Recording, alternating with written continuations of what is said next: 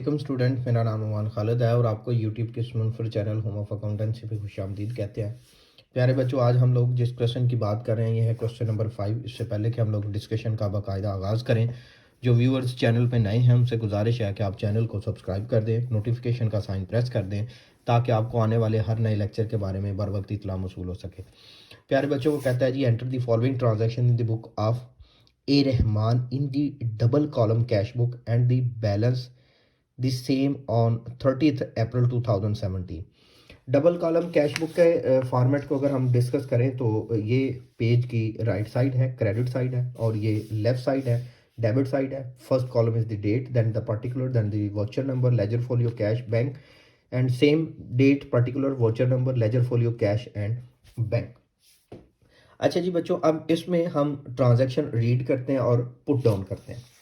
जैसा कि वो कहता है cash in hand 80,000 and bank overdrawn balance. अच्छा जी, ये बैंक का ओवरड्रॉन बैलेंस ये नॉर्मल बैलेंस नहीं रहता, मतलब कि ये डेबिट साइड पे बैंक का बैलेंस नहीं आएगा, ये क्रेडिट साइड पे आएगा।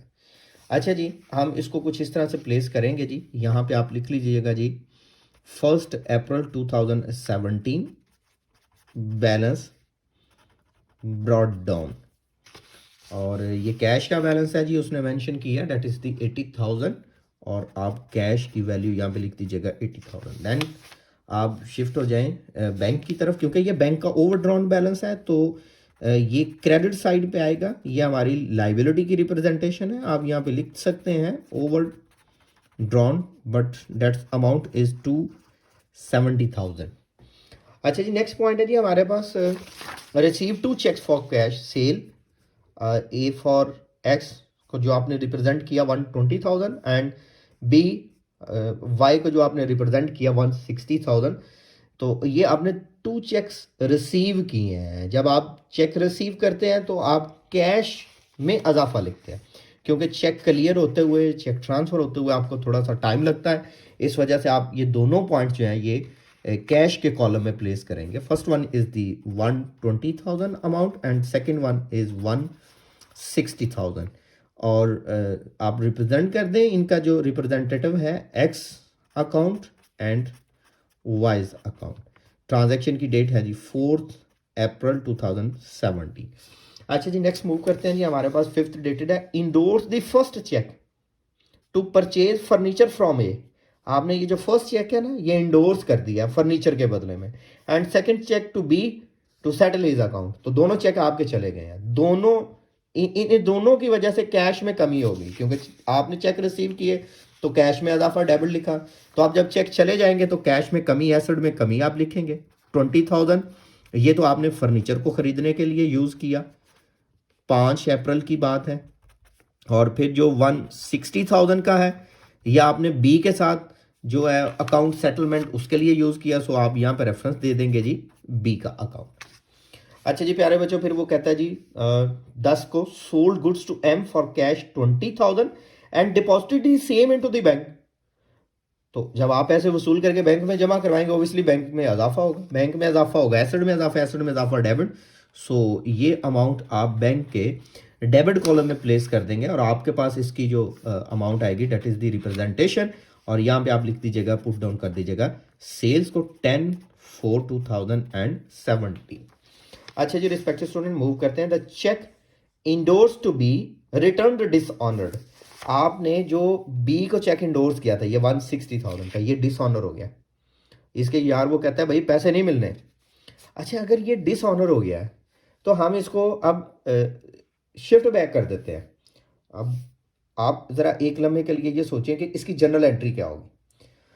या जब भी आपके पास चेक डिसऑनर होगा ना, जिस पार्टी को आपने इंडोर्स किया होगा, जैसा कि आपने वो कहता है बी को इंडोर्स किया था, बी को दोबारा अपनी लाइबिलिटी रिपोर्ट कर लेंगे। आप लिख देंगे बी का अकाउंट क्रेडिट अमाउंट है जी जो आपने चेक इंडोर्स किया था, वो जो 160,000 था। अब आपने दोबारा उसी को एसेट बना लेना जिसका चेक डिसऑनर हुआ, ए का मतलब वाई का मतलब वाई से पैसे लेना थे जिसका चेक डिसऑनर हुआ, वाई डेबिट, और जिसको इंडोर्स किया था उसका अकाउंट क्रेडिट। सो हम कह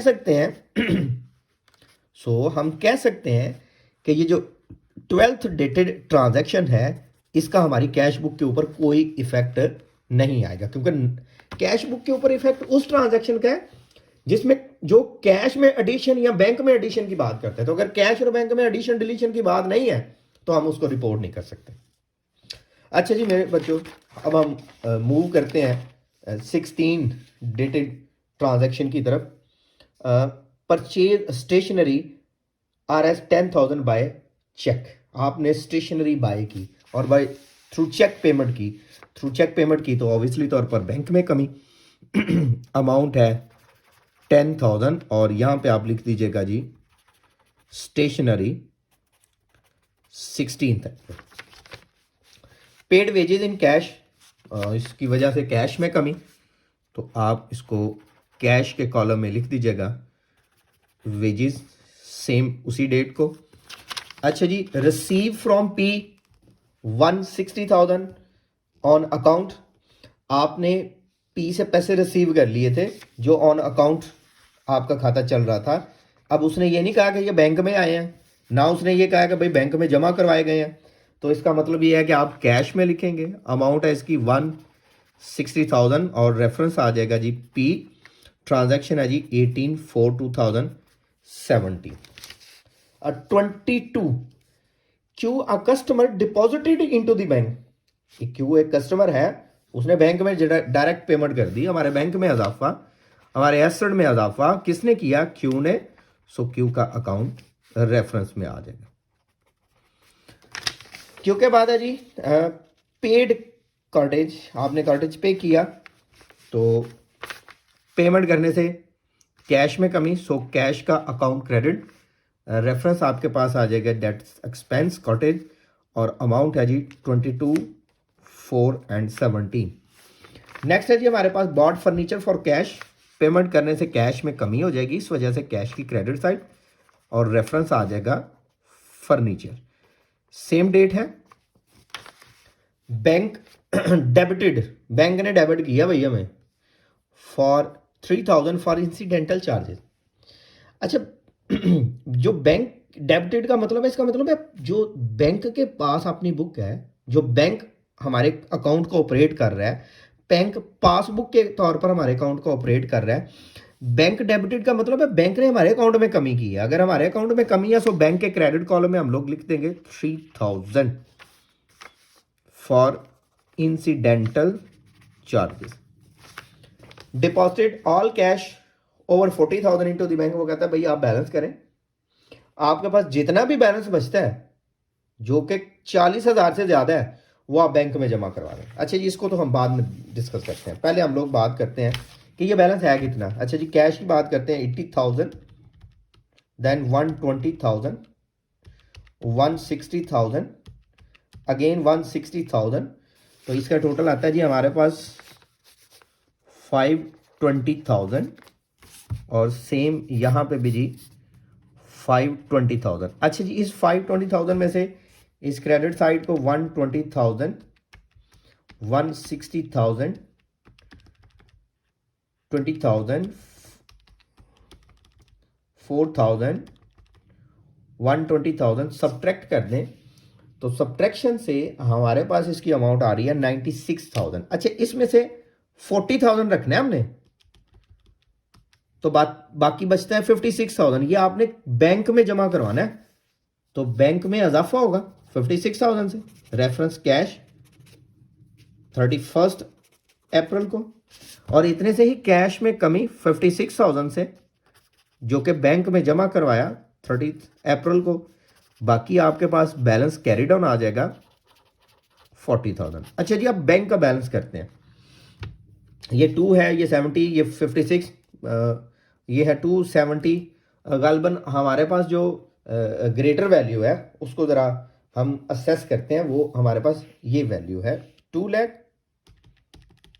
प्लस 70,000 प्लस 56,000, तो ये अमाउंट हमारे पास आती है 326,000 माइनस 270,000 माइनस 10,000 माइनस 3,000, तो वैल्यू आती है हमारे पास 43,000। ले स्टूडेंट, ये हमारे पास था क्वेश्चन नंबर 5। इंशाल्लाह हम लोग नेक्स्ट लेक्चर में डिस्कस करेंगे कैश बुक का क्वेश्चन नंबर 6 जो कि ट्रिपल कॉलम है, और कैश बुक के टॉपिक में से ये हमारा लास्ट क्वेश्चन होगा इंशाल्लाह। फिर हम लोग इसके बैंक रिकॉन्सिलेशन वाले पोर्शन पे शिफ्ट हो जाएंगे और होप्स हो कि आप इसको अच्छे से लर्न कर सकेंगे। इन वीडियो लेक्चर के साथ साथ हम लोग ऑनलाइन कोचिंग फैसिलिटी भी प्रोवाइड करते हैं। सो मेरा व्हाट्सअप नंबर डिस्क्रिप्शन में भी मौजूद है, मैं यहाँ पे भी लिख देता हूँ ताकि आपको ज़रूरत पेश हो तो आप इस्तेमाल कर सकें। 0344604641।